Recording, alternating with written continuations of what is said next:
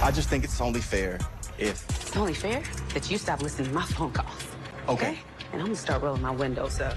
All right, fair enough. Okay, so we see that Danni has a creeper named Tony. If you're wondering who the heck is Tony, he's the guy that was in the end credit promo for episode 12. And he is talking with Danni at the airport, talking about how, you know, allegedly he's been listening in on her phone calls because he's been parking near her in the parking lot, and Danni is not having it. Described as tall and incredibly handsome, he's been parking next to Danni and listening in on her conversations.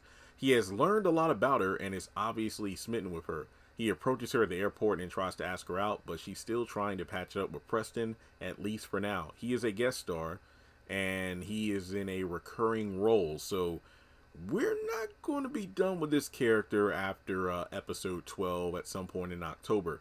And if memory serves, in season 7, he will be a character as well. So, folks, if you are a Destin fan who is hoping that Danni and Preston will work things out and Destin forever, something tells me this is not the case whatsoever. I think that at some point in season 6B, well, they're going to break up and he's going to go back to Texas. And look, like I said before, I like Trinity as an actor, but I think ever since we've seen Preston turn into a simp, have the Mindy introduction and whatnot, I think it would be better if he just went back to Texas, because Danni just isn't worth the trouble. I mean, hell, for all we know, she's permanently broke his brain by making him, you know, take a hit of her weed pen. Oh, well. But, yeah, so this dude listening in on the phone calls, I really can't make heads or tails of it. I mean, one of my first inclinations is to think that, well, maybe, you know, he has connections to the police station and he knows about Jonah and what he's done to Danni. So from there, maybe he was sent to kind of keep an eye on Danni, trace her phone calls and whatnot to see if Jonah has tried to reach out to her because of his history of abuse.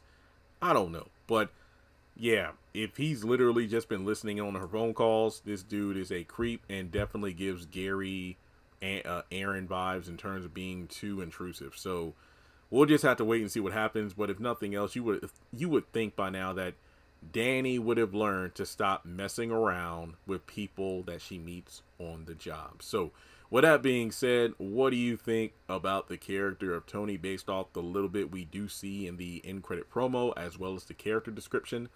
Let's talk about it in the comment section below. Like and subscribe, and I will catch you all in the next one.